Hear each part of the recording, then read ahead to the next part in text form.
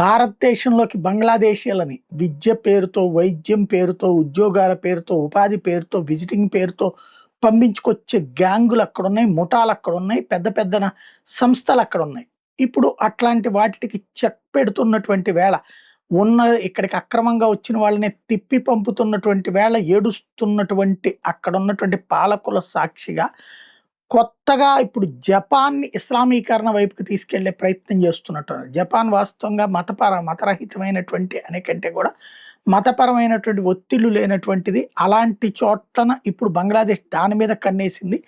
అక్కడ వృద్ధుల సంఖ్య పెరిగి యువతరం సంఖ్య తగ్గడం వల్ల ఇతర దేశాల వాళ్ళని వివిధ పనులకి ఆహ్వానిస్తున్నటువంటి వేళ బంగ్లాదేశ్‌లో 53 జపనీస్ లాంగ్వేజ్ ట్రైనింగ్ సెంటర్‌లు వెలిచినాయి. అంటే జపాన్‌లో ఉద్యోగం చేయాలంటే అది చిన్న చిన్న పనులు చేయాలన్నా, వృత్తులు చేయాలన్నా ఏదైనా సరే జపాన్ భాష తెలిసుండాలి.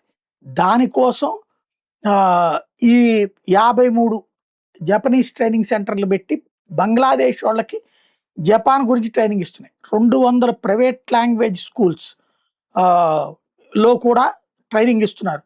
95 గవర్నమెంట్ అప్రూవ్డ్ రిక్రూటింగ్ ఏజెన్సీస్ ఇప్పుడు నేరుగా జపాన్‌లో ఉద్యోగాల కోసం నియామకాలకు పంపిస్తున్నాయి.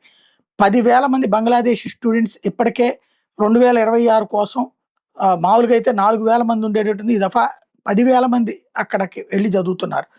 అదే దానికి కొంతమంది స్పాన్సర్‌షిప్‌లు ఉన్నాయి.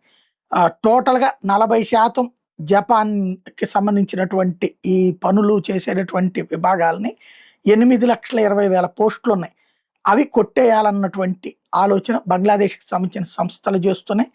మరి జపానోళ్ళు బంగ్లాదేశ్ యొక్క స్వార్థాన్ని గ్రహిస్తారా లేదో ఆలోచించాలి.